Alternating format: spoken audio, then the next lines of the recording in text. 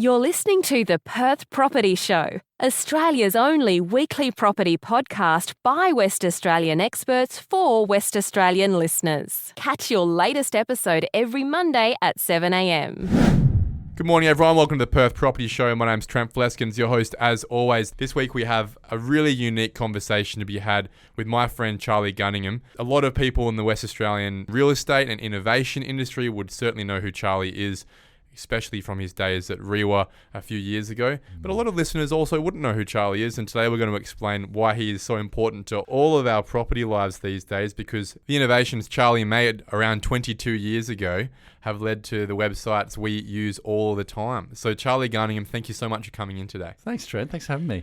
Look, you're across so many industries these days. You're more of an innovator, entrepreneur than you are a property person, so to speak. But there's such a story on the property side that I wanted to have with you today, because it's really important to understand not only where we are today, where we're going, but also where we came from as an industry in terms of buying and selling and how that happens. And look, it was 22 years ago. I'd love you to start that story about where you were at, where the market was at, how we were buying and selling, and how you disrupted that market. Well, we've got to go back to December 99, so it is 22 years ago. I can't quite believe it. It's gone in a flash. I was a school teacher from England. I taught in England, taught economics, north of London.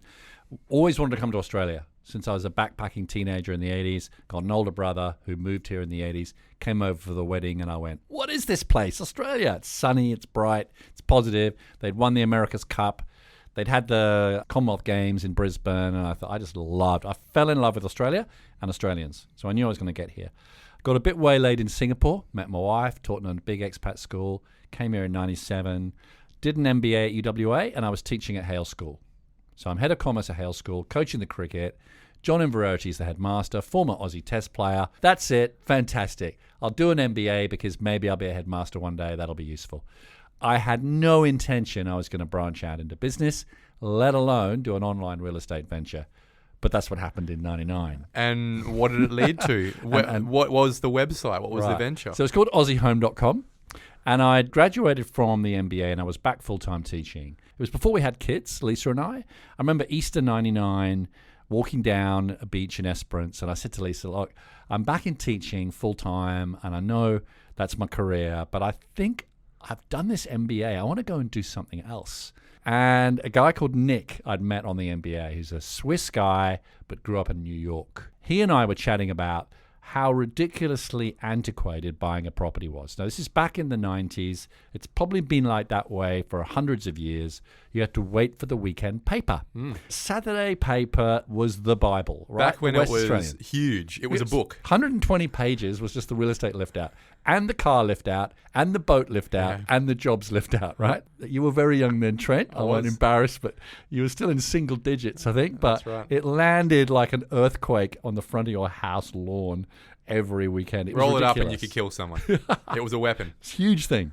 And it was pages and pages and columns of real estate classified ads. Half the ads didn't have the price or the address. You didn't know where the property was. You didn't know what the cost of the property was. And I thought, this is ridiculous. We're about to move into the new millennium. The Y2K bug. Remember that, listeners? Those of you around, what a big, ridiculous thing that was. Everyone was worried planes were going to fall out of the sky and we're all going to be eating baked beans on the 1st of January 2000. It was the year and the era of the dot-coms. Everyone was setting up a dot-com. So if you had an MBA and a dot-com and a pulse, people threw money at you. That was a dot-com bubble, the dot-com boom around that time, right? Which burst in Easter 2000. But we were out in 99. We went to our MBA professors. We said, look, we want to do a map-based property website. And we came up with this cool name, AussieHome.com. We thought it was a cool name. Well, it's important that the name reflects what you do. Right. Like, we could just imagine it. Where can you find your Aussie home? We just thought it was good, right? And we wanted to do map-based because we wanted to show where the properties were on the map. We wanted to drill down on a map on the net. We wanted you to see little icons, one color for sale, one color for rent. We want to see where the schools are, where the parks are, where the beach is, where the river is, where the main roads are, and all that sort of stuff. Because that's what you do. When you buy a property, you buy the lifestyle of the suburb. You buy into that, right?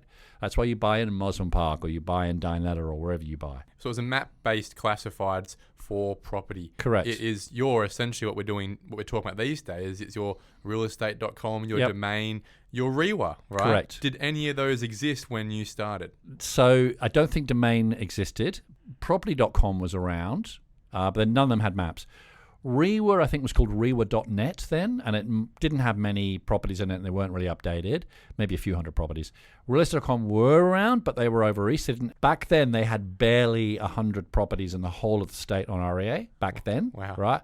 So there were a few other local ones we had to beat off with a stick, but we basically, two guys, foreign-sounding accents, we ran around the western suburbs, signing up real estate agents saying, will you be on our real estate portal? This would have been the hard thing, right? Because unlike today where the real estate agents essentially, they need realestate.com, they need REWA, they sort of need domain in a way. If you're not on these, you're not listed. Essentially, you're not on invisible. Market, you're invisible. It would have been the other way at that point where you're trying to convince people, please come on our website, please advertise through there, because there wouldn't have been probably that many people searching. Correct. They would have still been buying the West on a Saturday. That was the Bible. That's where they had to be. Thursday, 1 o'clock, they had to get their ads in. And I tell you what, they weren't happy, Jan, if they didn't get their ads in the Saturday paper, right? So they had to get it in on a Thursday at 1 o'clock in order to hit that Saturday paper. What I found ridiculous was, why would you have to wait till a Saturday? The rest of the week then is dead time. We were new to Perth. We wanted to look at the properties for sale or rent. Why do you have to wait for a Saturday? And then not every property is advertised every week, so you don't really get an idea of really what's on the market. And it's weeks and weeks and weeks of wasted time and home opens. I actually quite like the home open concept. That was quite good. But after weeks and weeks and weeks of home opens, I said to Lisa, really, there's got to be a better way. And we thought, maps, internet, at least for the search. Photos, floor plans, descriptions, right? So I think the big green light for us was we went to some of our MBA professors and we said, we've got this idea for a business. We've graduated from our MBA. I'm back teaching. So we went to our MBA professors and 3 of them ended up investing in the business. Great. So we thought, okay, if our MBA professors think it's a good idea, then we got introduced to some high net worth individuals. And before too long, we'd raised about $200,000. So we had the Which capital. in 1999 is a bit of money. Not bad. And we did it quite quickly, but it was the dot-com boom. So it was quite easy, relatively easy. So we had the money, and so I found myself walking into John and Verity's office and resigning on the 9th of the 9th, 99, I remember it very well, and saying, I really want to go and do this idea. If it doesn't work, I'll come back with my tail between my legs. But I've got to get it out of my system. I've got to go for it. But will you be on our board? And John ended up being on our board, which was fantastic for 7 years. So off we went with AussieHome.com. Started Aussie Home. You're hitting the pavement, talking to these established real estate agents, trying to nab a few to come on and list not only through the paper, I'm sure, but also on Aussie Home. What was the scale? What was the take-up? Did you have to explain the concept to a lot of people? Oh, yeah.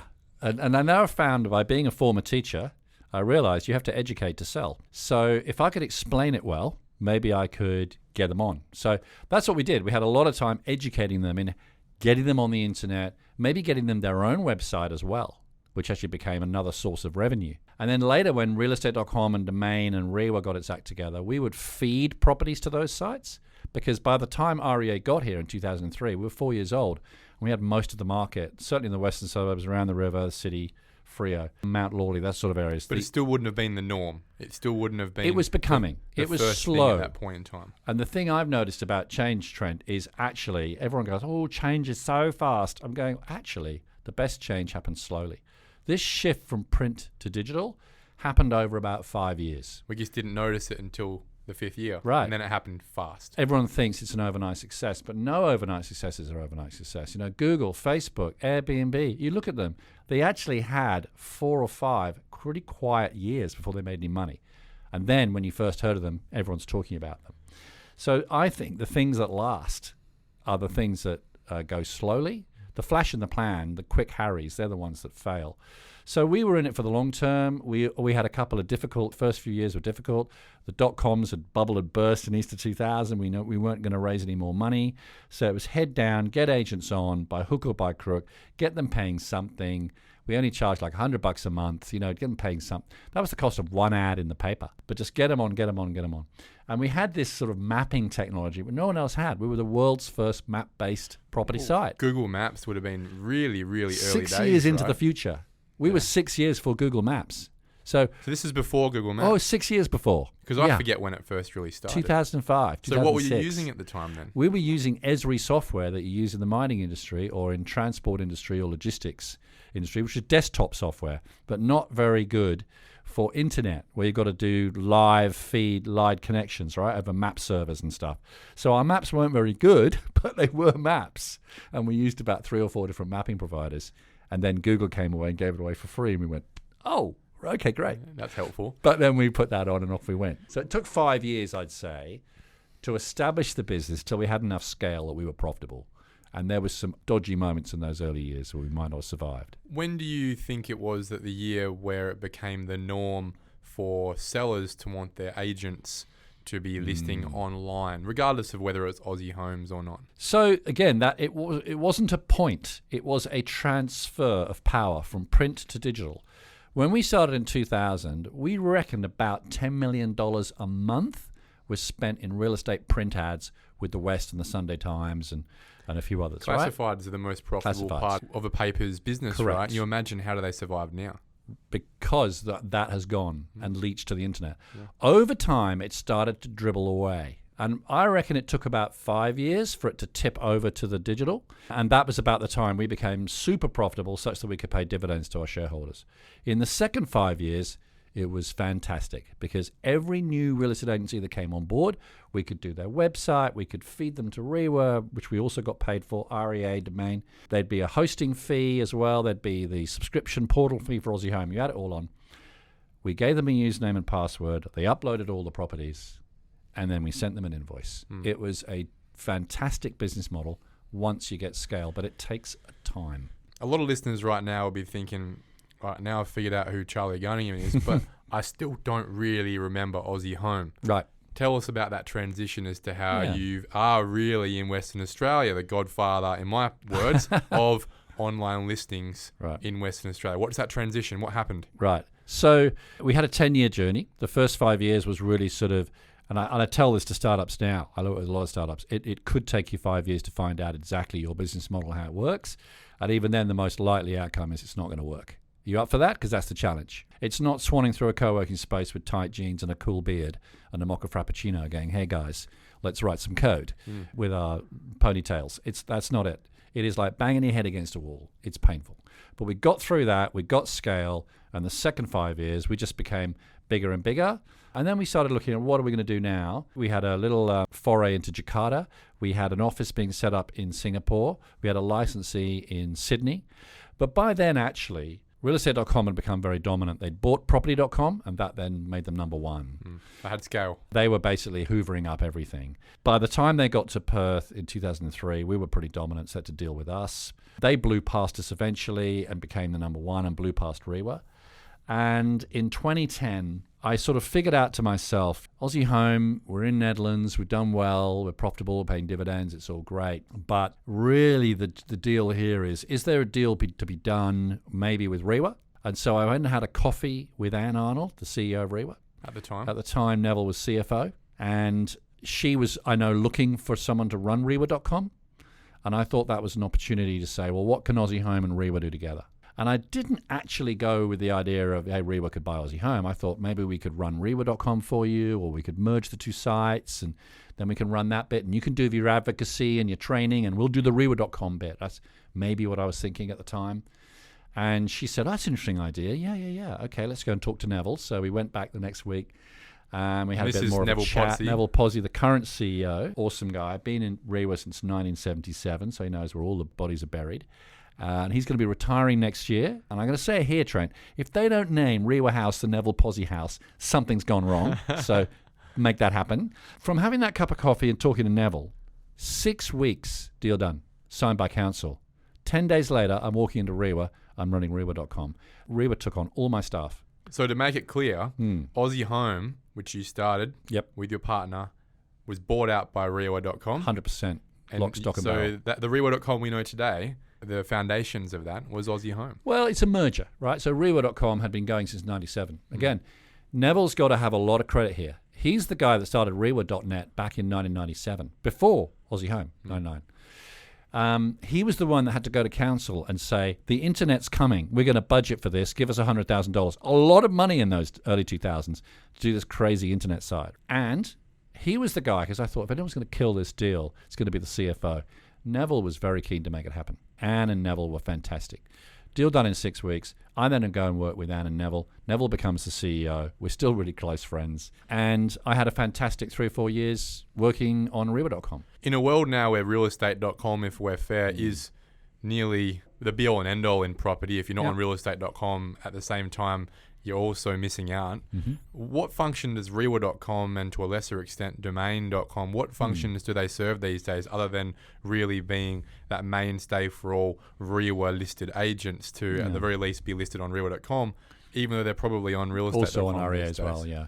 Probably in the same way back in the day you'd advertise in the West, but you'd maybe also put properties in Sunday Times. You'd also have some brochures. You'd also have a signboard. These days, of course, you've got social media and loads of platforms. You probably want to be on 2 of the 3 of the main portals, right, to make sure you cover the market. The other thing is that when I was at REA, where I found, because now I'm in a member organization that's 100 years old and is a federal organization or group of federal institutes, the other institutes didn't have a Rewa.com. No, that's where I'm getting at. It's really interesting how unique this is in WA. And I don't they think all people have in Perth get it. No, they don't. They don't appreciate, again, Neville Posse, because they could have bought realestate.com.au, the domain name. Wow. Back in the 90s, right? They bought, I think it was realestate.net or something like that. They bought something, or real.net, right? And they were all actually together, all the institutes. And then all the institutes, the other institutes, sort of faded away. The only one who kept going was Rewa, with Rewa.net. And hats off to Neville and Kieran Murphy. Shout out to Kieran, who's still there at Rewa, and the great guys who've kept it going.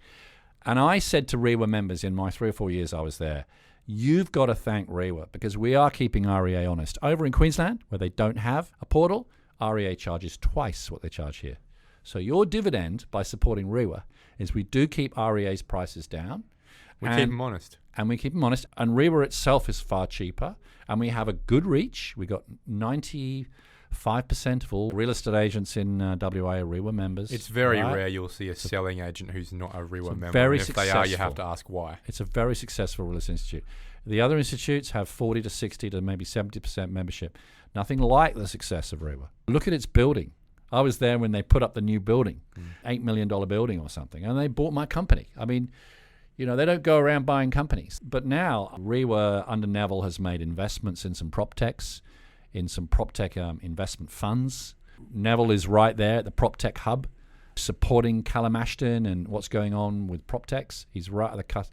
I remember Neville saying, we're a tech business. Well, you are, essentially. Rewa's shopfront these days is not the building they work in, it's the website, and it's the data that they get from the website. And for me, that's the important part here. Even if Rewa is subservient in value, I guess, space, in listings to realestate.com, and it probably always will be, the data that they get from having 95% of all transactions, I would say probably more than that, coming through there about time on market, suburb-based information, listing-based information, transaction-based, which selling agents are selling X amount in X areas, the time frames there. All that information is so valuable to buyers and sellers these days, and you don't get that info from other places around the country. They do have all the data. And of course, they're the advocacy group. They advocate on behalf of the industry. They're a member-based organisation that advocate. They have feedback into policy at state government level, whether it's on land tax or something, you know, and they get things done. Or maybe things that shouldn't be done are stopped from being done, right? So they are a pressure group, advocacy, peak body, been going since 1918, and they are the group that all real estate agents want to be a member of. I'm sure you're a member of. Yeah, Rewa, exactly. Right? We are. Yeah. And I think you need to be, really. And the way that this is the point of it, you actually need to be a member of Rewa these days to be able to access the data on a members basis, to be able to be seen, to be a part of the club, essentially. Let's move forward from that and talk about, from your experience on that innovation tech side in the property space. What's the future? You've been involved in a few things. You've seen a few things recently as well. Where are you seeing property going? What have you been involved in? So after 10 years of my startup journey from foundation to exit, I've spent the last 10 years really writing about mentoring, advising, sometimes investing in where I can afford it in startups. And obviously I love property startups, right? PropTech startups.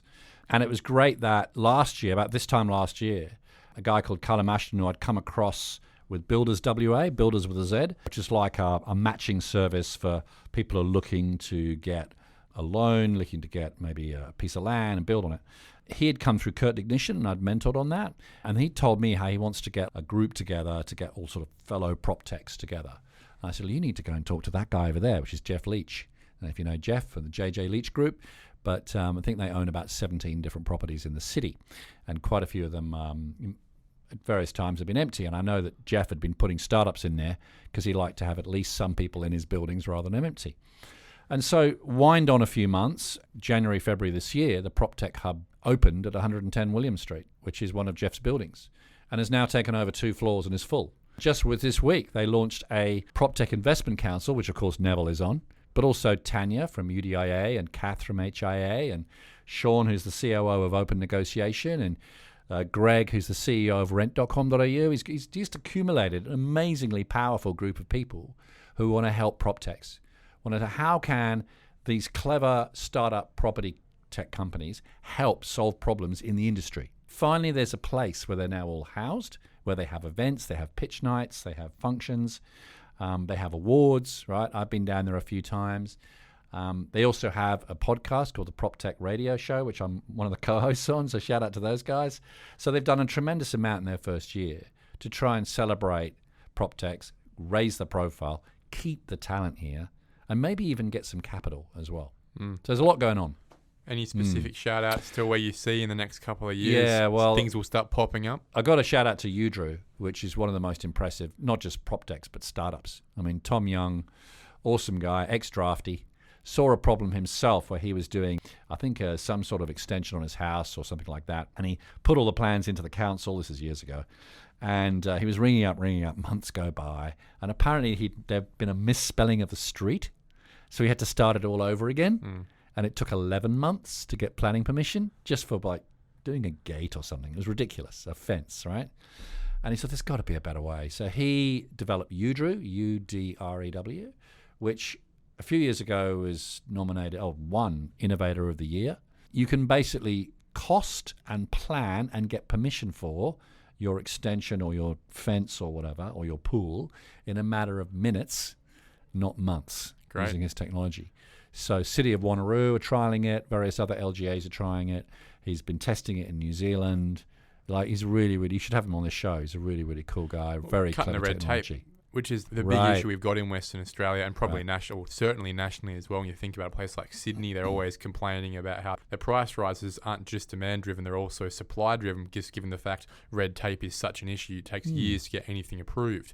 Western Australia, it's getting just as hard to get things approved. So to be able to build in technology like this where you can interface with councils and get things done on a much more automated basis, that'd help with freeing up supply or getting jobs done. And getting rid of some of this menial sort of red tape paper pushing that just does people's head in, right? So now, I mean, look at how real estate, seeing and viewing what's on the market is so much easier than it was 22 years ago before we started Aussie Home. It wasn't because of us. There were lots of other people doing it.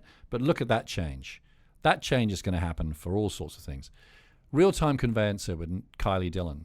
She raised some money this year, and I think Rewa is one of the investors in hers, making it simple and easy to see where the settlement process is at.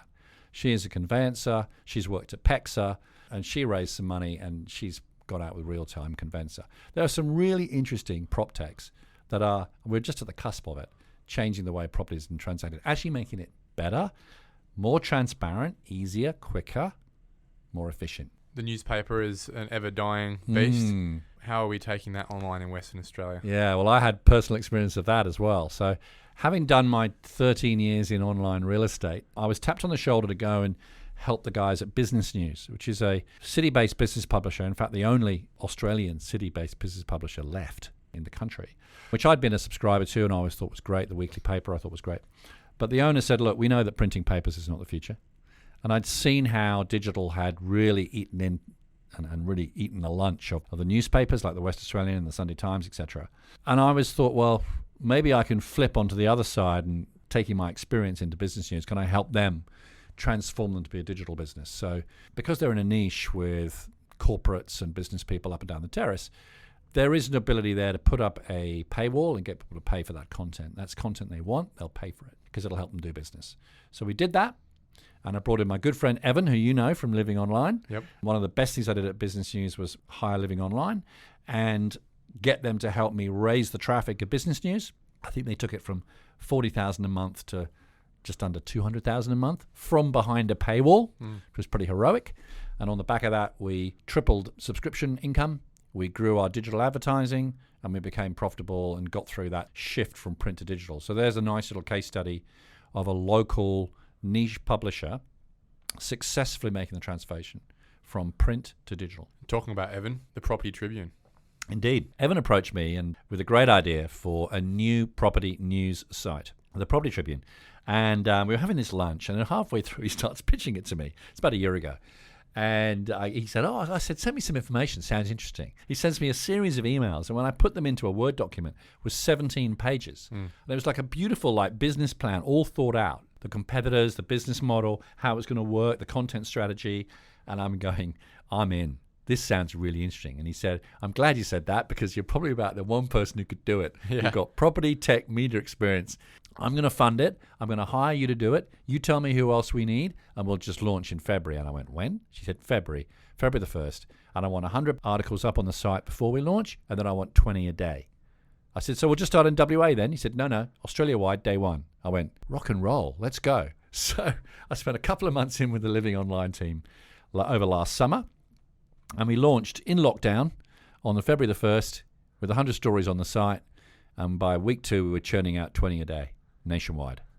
And it's just been amazing roller coaster of a year. Been great fun. That's the thing here. It is one of those niche online publishers now where instead of it being an AFR or a Business News or a Perth Now or a WA Today where you might have a property section, this place is just property. And they're all behind paywalls. Yeah, their websites, exactly. Yes. And so you can access this information free. And most of this information is all the stuff that you'd have to be paying on all the rest of the sites. Yeah. So if you were to see something pop up on any of these and you had to pay for it, you're probably going to find it on the Tribune for free. Correct. And so one thing I knew about Evan, so I should give his Evan Gunningham Dunlop. It's quite a mouthful. And he's also very tall. He's 6'9". Taller than us. He is the smartest, brightest, tallest guy I've ever met. Right? And a super nice guy. I knew the site would be built well because he was going to build it. His team were going to build it. And I knew they'd get traffic to it because I'd seen them do it at Business News, right? And I'd known Evan for, a dozen years or so. My job was to get the content on there and to monetize it. That was my job. And so we got the content on there. I got my team, formerly from Startup News. I brought my best writers across to the Property Tribune. I got contributors like yourself on around the country, about 40 contributors, writing 1 or 2 pieces a month. And collectively, we've got a really interesting, fresh news site about the property industry. Another clever thing Evan did was organise a property boom to coincide with the launch. Well. The timing was fantastic. The guy's genius. Yeah. How he did that. So, everyone wants to know what's going on in the property market, right? Yeah. So that all timed well. And then the traffic, is just like going up 80% a month. For me, what this demonstrates is that not only historically has Western Australia been a front runner in PropTech, starting with the ideas that Charlie Gunningham had before the year 2000, but it continues to flow through, and it's so good to see that it is now being fortified in a hub in the city, right? So we've got many more to come. So I guess the idea of today's episode was for people to have a think about how far we've come from a physical paper-based industry through digital, how it happened, where we're going and why, and who helped us along the way. And the reason we tie that in is because today is in line with your 22 years since you started Aussie Home. This is the start of our 4th year at the Perth Property Show as well. So it's worked out really well in terms of the timing too. Well done. Because you bashed out one episode every week for 3 years, and you're now into year 4. This year's episode 157, and year 4 starts today. Well done. So hopefully many more years to come. Charlie Gunningham, thank you so much for coming in, and thank you so much for how much you've contributed to the property industry over the last couple of decades. Thanks, Trent. Thank you for listening to another episode of the Perth Property Show. If you've only just joined the conversation, you can catch up by heading over to our website, perthpropertyshow.com.au, subscribing to the podcast, or joining our Facebook page. Don't forget to tune in next Monday at 7 a.m. for more expert insights, local analysis, and suburb spotlights. Happy hunting!